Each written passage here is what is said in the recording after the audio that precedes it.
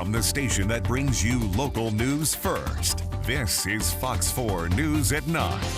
Happy Friday and thank you for watching Fox 4 News. I'm Austin Sack. Club 20's Watershed and Wildfire Summit at Colorado Mesa University concluded today with sessions from Congresswoman Lauren Boebert as well as Senator Michael Bennet. In the final day of Club 20's Wildfire Summit, key speakers Congresswoman Boebert and Senator Bennet delivered their plans for better protecting Coloradans in the event of another devastating wildfire. Senator Bennet appeared over Zoom to speak about the federal funding which the state should expect to receive from the government as their fire mitigation projects continue to move forward. Congresswoman Boebert did appear in person at the event to speak about controlled burning, watershed funding, and several developing projects geared toward risk mitigation, especially in dry areas. And the Cesar Chavez celebration is a community-driven event from all parts of Colorado. On top of food trucks and performances, the Colorado Division of Fire Prevention and Control will have a mobile fire simulator, and we got an early sneak peek. The purpose of the event is to point out fire safety issues with attendees with a glimpse of firefighter training. While people won't be able to go through the demonstration, coordinators are sure it will be a sight to see. The responders involved say having this presence attributes to Cesar's work on bringing awareness to what really matters. Particularly in this environment, I think it's important to honor diversity, equity, and inclusion. Cesar Chavez was a true warrior, and I actually got to work with his co-founder, Dolores Huerta, and she is a true trailblazer. So we got some true trailblazers in Grand Junction. The mobile training semi will be present throughout the entire celebration, along with a brush firefighting truck, a CBI mobile lab truck, and another fire commanding truck. Everyone is invited to see the many vehicles used to keep people protected. And some family fun happened on this fabulous Friday. The Joseph Center made a milestone with their first food truck fundraiser. Now, food trucks from across the Grand Valley came together to serve their cuisine for a good cause. The operation was an ultimate win where food trucks get to build their customers' food and donate some profits made within 5 hours. The funds go to help the Joseph Center to keep providing hope, establish stability, and encouraging resourcefulness. Its founder, Mona Highline, is blown away after seeing the success. There's so many people in our valley who are struggling at this time, and we have amazing programs in this valley, amazing organizations, and we're just doing our part, you know? And so when people recognize our little part, it's huge. Now, although it was advertised to happen once a year, the support scene gave organizers a sign to have it more often. And it was another beautiful day on the Western Slope. We now take a quick look at the weather. Bringing in Chief Meteorologist Russ Pappas in the conversation. Russ, I'm heading over the mountains this weekend. Please tell me the sun is here to stay. Oh my gosh. Yeah, you don't have a whole lot to worry about with traveling over the mountains. A little bit cooler at those higher elevations. And new tonight, a Grand Junction man is arrested for sex crimes on a child. 29-year-old Tyler Sims is facing multiple charges of sexual assault and child abuse. The charges stem from alleged incidents involving one juvenile that occurred between April 1st and July 25th of last year. Sims also has additional unrelated outstanding warrants. And heading to Montrose, the town intends to make life easier for its residents in the community with a new City Hall building. Town officials plan to buy the old Wells Fargo building in the heart of downtown. The building has been vacant since 2021, and acquiring the Wells Fargo building gives residents a one-stop shop for their community needs. And the House Transportation and Local Government Committee passed House Bill 1287 Thursday on an 8-5 vote. Fox 4's Demetrius Gamble talked to the co-director of 9 to 5 Colorado to see how the Mobile Home Park Act would improve situations for Coloradans. Now, 11-year-old Annalise Backner, a parachute, was tragically killed earlier this month after being run over by a school bus on the morning of March 3rd. Today, her mother speaks on the loss of the bright student as lawmakers debut a new school bus safety plan, now being named Anna's Law. Annalise was definitely one of a kind and very special. By age 6, Anna Backner had life all figured out.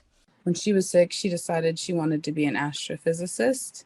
Leandra Backner says her daughter wanted to change the world, a world that to a future astrophysicist was infinite. But that world was shattered on March 3rd when the 11-year-old was hit and killed by her own school bus. And my baby passed away that morning in front of her classmates, maybe not even a couple hundred feet from my house. Her daughter's bus stop now a memorial, and this mom now on a mission. Nobody needs to have to go through what me and my husband are going through right now.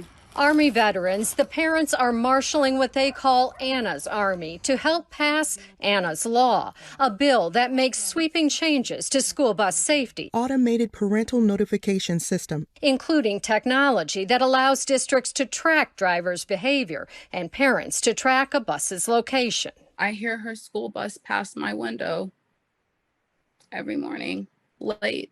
Backner says her daughter died trying to catch her bus after it drove right past her. The technology also knows whether the kids are on the bus or not, if they're near the bus. Ward Lieber with the Child Safety Network, a national nonprofit that helped write the bill with the help of districts, drivers, and parents across the country. School buses, he says, are the largest form of public transit, and yet he says the state has refused to put any money towards school bus safety. The state has billions of dollars in budget surplus. So it's only about one single thing, and that's priorities. The bill allocates $13.5 million over the next 3 years to, among other things, recruit, train, and pay drivers. There is nobody who's more responsible for the safety and protection of students on a daily basis than a school bus driver. So why would you pay those people $14 an hour with no benefits? Money would also go to launch a public awareness campaign and purchase satellite technology for buses in areas with no cell service. We've tested all of this. We're not guessing whether this works or not. It works. We're ready. And there's no reason to wait. And yet the bill failed 2 years ago, and this year Democrats in one committee stripped its funding. What are you waiting for? The worst has happened. The money is there.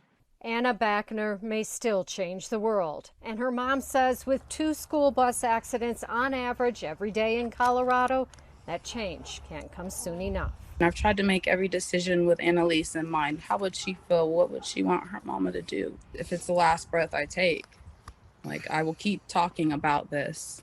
Sean Boyd covering Colorado First.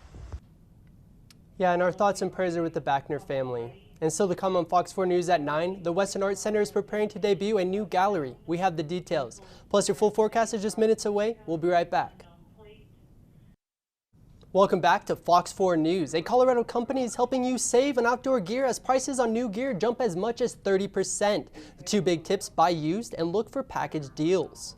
Outdoors Geek sells gently used gear, but they also have a rental program where you can simply rent a tent and any other camping or outdoor items. Owners say they're really focusing on creating package deals that will allow people to recreate on a budget. But the key to getting those really great prices is to lock down what you need right now.